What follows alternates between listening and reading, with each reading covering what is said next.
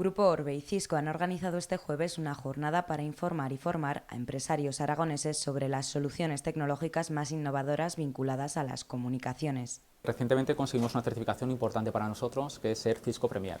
Esto es importante para nosotros porque en este momento significa que somos la empresa aragonesa con la certificación más importante de Cisco. Y Cisco, para la gente que a lo mejor no conozca quién es en el mundo de las comunicaciones, es el líder mundial indiscutible desde hace años y lo va a seguir siendo en esta parcela. Entonces, lo que nos ayuda en estas jornadas es a que todos estos clientes sepan de primera mano todas las tecnologías que ahora mismo están, con una parte de sesiones como tenemos ahora y otra parte puramente de demostraciones con equipos y con conexiones, algo que se lleva mucho ahora, que es la nube.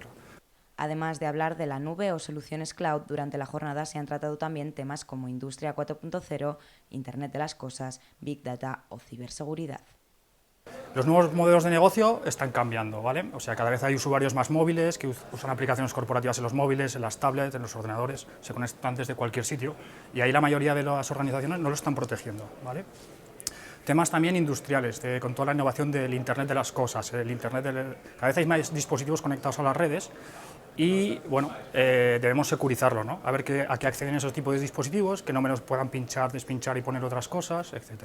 La vulnerabilidad de las empresas en la actual era digital hace necesaria esta protección, pero también se ha destacado en la jornada la importancia global de esta unión estratégica entre Orbe y Cisco para aportar así conocimiento al tejido empresarial. En lo que es Zaragoza, en lo que es la zona de Aragón, Orbe es uno de los partners, de los que mueve nuestra tecnología y bueno, a los cuales apoyamos y los que nos invitan a participar y a poder hacer un traslado de tecnología a las empresas de la zona, a la administración de la zona, pues venimos y traemos, digamos, las últimas innovaciones, las últimas novedades del mercado.